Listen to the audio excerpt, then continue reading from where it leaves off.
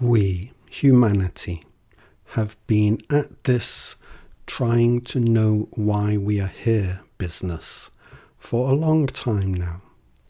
And by now, we feel that throughout our history, we have pretty much come up with all of the possible explanations for the existence in general and the existence of ourselves in particular that can possibly be conceived of.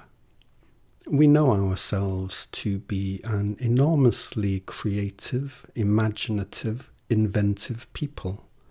So it seems self-evident to us that we have identified all of the viable possibilities, and really all that remains is for us to finally agree conclusively on which of our conceived options is the truth, even if the option we agree upon is that the truth is essentially unknowable. So what are these options we have come up with between us that are available for us to choose from? Well, let's see. I think it's reasonable for me to say that the two most popular options are God and the Big Bang. What else do we have? We have the unknowable. Some God believers may believe God is knowable, while others may not. Some Big Bang believers may believe the reason for the Big Bang is knowable, while some may believe it is not. But there are those who believe the reason is neither God or the Big Bang, just unknowable. So unknowable gets its own category, one that has some overlap with the first two options. Of those of us who believe the answer is unknowable, some believe it is unknowable and meaningless. These would be the nihilists, while some believe the answer is unknowable but meaningful. These would be non-religious spiritualists. What else do we have? Well, there is mysticism and occultism, but I suggest that in essence, these outlooks are already covered by the categories already stated, as variations on the same basic themes. And there is quantum research, but again, I feel this option is already covered here. The idea that our human world is a simulation, a matrix, is also, I feel, essentially covered by what we already have here. Our proposed models for the big answer basically revolve around the question of whether our existence is entirely a result of random chance, born of the blind, unfeeling mechanisms of the cosmos, or that there is some intelligent, premeditated force of will at play, and whether the reasons for these unfeeling mechanisms or this premeditated designer are knowable or not, they are currently unknown, unarticulated coherently by any of us. We believe that being such an old race of people with such a long history of contemplating the possible reasons for us being, we have already long since conceived of all of the viable possibilities for the reasons for and nature of our existence. And that all that remains is for us to agree on which of them it is. And this is simply not so. The truth, the truthful answer, it is not present on this list of conceivable reasons for existence, which we believe does cover all possible conceivable answers. The truth is not here on this list of ours. I have the answer that is not conceived of in any of these categories, and yet which covers and unifies all of them. This answer, it is not God, but it does explain how and why there truly is such a thing as a higher knowing that is aware of us. This answer is not the Big Bang, nor quantum research, but it does follow absolutely logical pathways. And this answer, it is not unknowable. It only results in an experience of existence that cannot help but be mysterious in all manner of ways. In my video, How It Is, I explained that our existence is a result of truths that cannot not be true.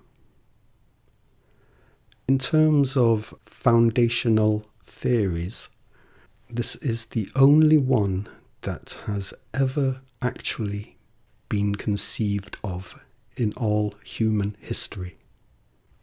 And it is the only possible theory that could possibly function, which does indeed make it the correct answer. The Big Bang cannot count as a foundational theory, not without clear, well-established reasons that explain why it should come about. And God cannot count as a foundational answer, because a foundational theory inherently explains the simplest reasons for a thing to be as it is, and no theologian has ever achieved this. So why is it that truths that cannot not be true qualifies as the only possible candidate for a foundational understanding? Well, very simply, whatever kind of foundational theory one may conceive of, if it does not include truths that cannot not be true, that underlie that theory and make it so, then it has no foundation. In other words, the truths that cannot not be true, that cause your foundational theory to be and function, are your foundational theory. In the video, How It Is, I give examples of some core foundational truths, perhaps the most very core and simple truths that there are. In quite a few of my other videos, I explained that objective truths are not, ironically, physical objects in and of themselves, but that they apply to all expressions of physicality. I describe objective truths as non-physical because, as I say, they are not physical objects in and of themselves. And I explain why this is a marvellous thing for us to understand, because the cause of physical phenomena absolutely must be something that is non-physical. Otherwise, you have physical phenomena being caused by physical phenomena, which is a self-defeating paradox. And we have never before found a way for ourselves to conceive of anything at all that could qualify as non-physical, yet still have some comprehensible causal effect on us and the world. And also in several of my videos, including How It Is, I explain the mechanism that is consciousness. I will repeat it here.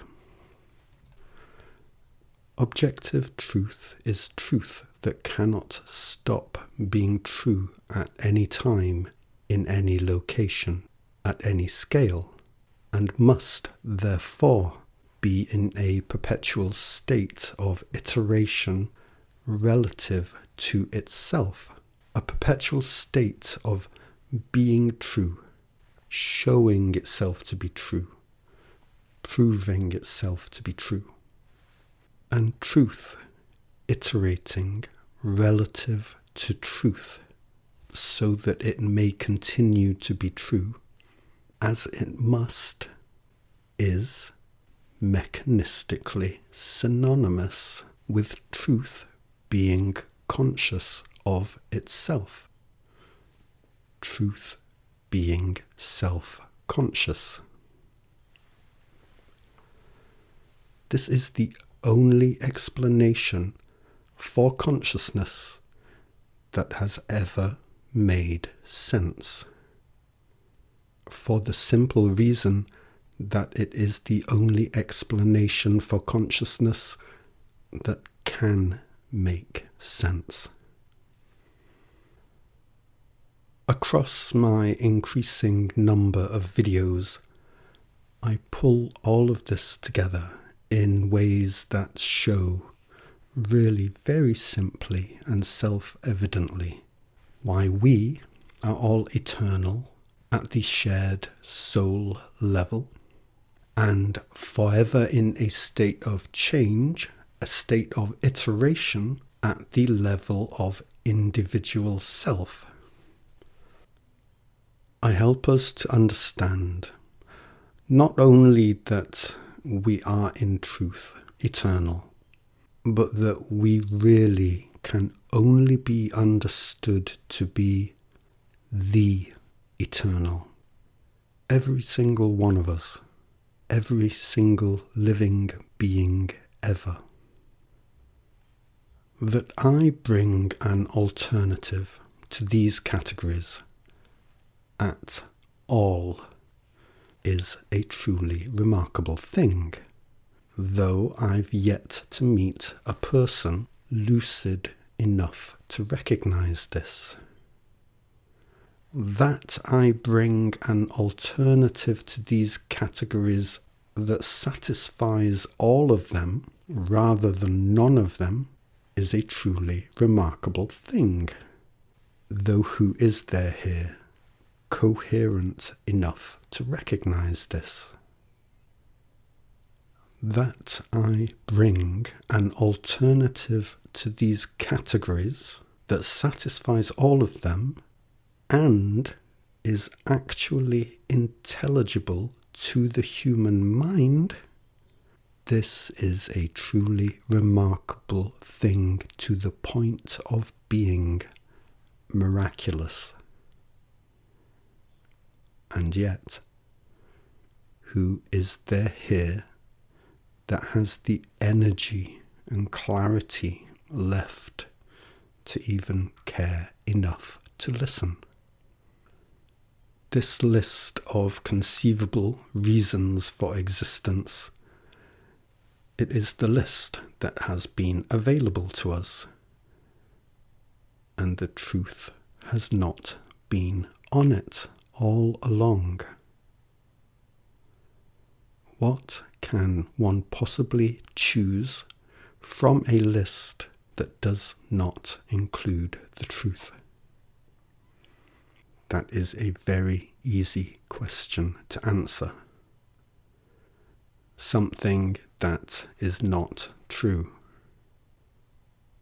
When invited to choose one's own best guess for the truth from a list that does not contain it, one can only choose something that is not true, or decline the invitation altogether and go shopping or something else instead.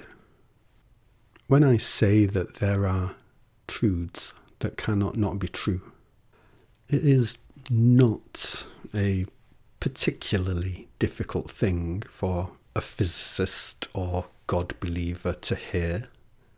But what the physicist and God believer do not fully appreciate is that there are truths that cannot not be true is not incorporated into physics or religion.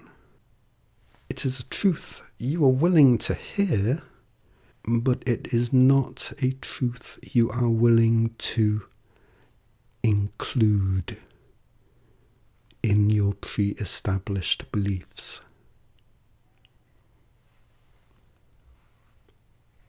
Observe that. Observe that about yourself. Observe that about everybody else. And be honest with yourself that you do observe it. Truths that cannot not be true is not a truth that comes in addition to what you already believe. It is the truth that comes first.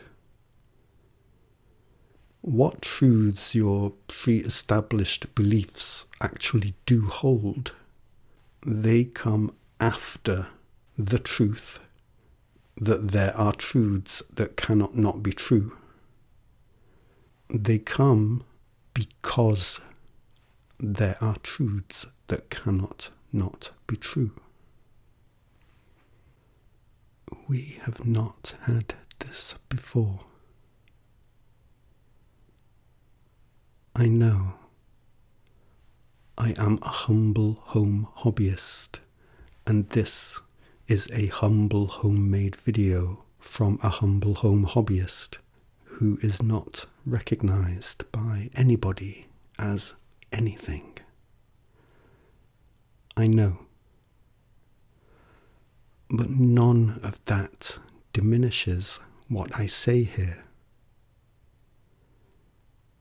It only diminishes your willingness to allow yourself to be impacted by it. You have no idea how difficult it is to make anybody care about this. Really, truly, you have no idea. These truths I have the honour of bringing to us here, they are the most important and meaningful and life-changing for the better truths anywhere. Yet you guys are so fully swamped and saturated with our long human history of not truth that it just sounds like a bunch of words to you. I do know this will change. It will change. I know it. All the way to the core of our shared soul, I know it. All the way to the loftiest heights of my own higher self, I know it. It will come. In due time, it will come. but it requires the clear-headedness of people who are able to shake off enough of the not truth, shake off enough of the never was truth, to be able to see and apprehend the greatest treasure of understanding for what it is. And it may be some time before this happens. But when it does, I think it will then happen pretty quickly.